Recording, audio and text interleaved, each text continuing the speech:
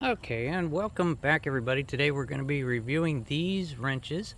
This is the double wrench set, the metric and standard sizes from a company called Suzume, and I think that's how you pronounce it. But the metric sizes come from 8 millimeters all the way up to 19 millimeters. Now 8 millimeters, of course, very, very tiny, and 19 is about this big. And then the standard sizes start at a 1/4 inch, really super tiny, and all the way up to 7/8, as you can see there, the chart. The 7/8 is a big one. So there's the 3/4 right there that you might be familiar with, and then 2 sizes above that to get to the real. I think that the lug nuts is 7/8, and we will try to demonstrate that on lug nuts. So as I said, these are ratcheting wrenches, so instead of using a socket set and all the individual sockets that you plug in and unplug, each wrench has its own assigned size. Right there is the famous 10 millimeter. If you have the 10 millimeter socket, you're a lucky one, because that is the most lost socket size, and this one is attached to the wrench, so you have to lose the whole wrench to lose that one. But the ends of these also pivot to get you a better reach, all the way up to 180 degrees. Look at that. I'm curious to see how that's going to work. So it might be the type of thing where really deep into somewhere you can get it onto the bolt and then twist the other side with a wrench or a screwdriver or something like that. We're going to explore that. Curious about that. And so here we go. And then these big ones here, I'm just excited to use those. So anyway, let's get a few things out to demonstrate this and see how well they operate. Okay, this is going to be a pretty good example for the basic function of it. This is our Gorilla cart, and it is covered in these 1/2 inch nylon locking nuts. And so I have the 1/2 inch, you can see there, it's upside down, but it does say 1/2 inch ratchet, and you can put it right on there, and you can see how it works. Let me get a little closer. See there, you loosen, and then it ratchets just like a socket. And if you were wondering how do you tighten, well, you simply take it off, flip it over, and you are now tightening. If you can get it on there, there we go. So now we're tightening. And as I mentioned, it does have that tilt function, where if you have yours obstructed, say you're using a regular wrench, this bolt right here might get in your way, but you can tilt this out of the way and get the clearance that you need. And it goes both directions. Actually, might be a good thing that somebody might be asking, does it tilt the other way?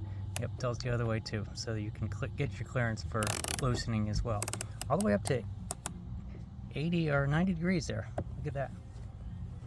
And as the instructions say, it's a total of 180 degrees because it goes both ways.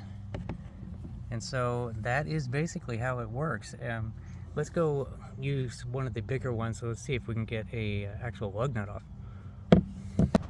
Okay, so here we go with another application. This is the actual lug nuts, and then we have pulled out the, hope you can see that, the 13/16. This is the second biggest one that's there, and we are going to undo these lug nuts with this big one and use the ratchet action. Now, I have loosened them up a little bit because they were put on with the air hose, the air ratchet. So I'll push down here, and there it goes. So you can see, even the big ones work pretty good. Now, I hope I loosen this one too. Yeah, there it goes. Okay, and so there's also an example of why you would need to have an angle there, is to be able to even get a hold of a lug nut. And so this is what I was talking about, actually, the extreme angle. I'm going to put a I'm going to go to another little table to try to demonstrate that. Okay, so over here, this is where I'm going to try to explain what I'm talking about. You can see here we've got it in a tight place there. And so as much as you can get access to it on this one, if I can, oh boy, I forgot to pre-loosen it. There it goes. But if it was, if you were not accessible over here, and say you had, that was in a deep well, you could actually probably have it all the way down that way, and then put some kind of a wrench on this end of it just to twist the whole thing, like a super deep socket, so to speak. I'm just saying that that's probably a case. I also wanted to point out, in case it's not obvious, there is the matching size for the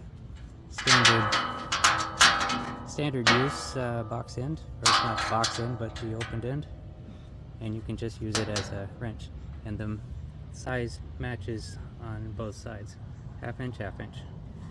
They don't always. So anyway, let's wrap this up.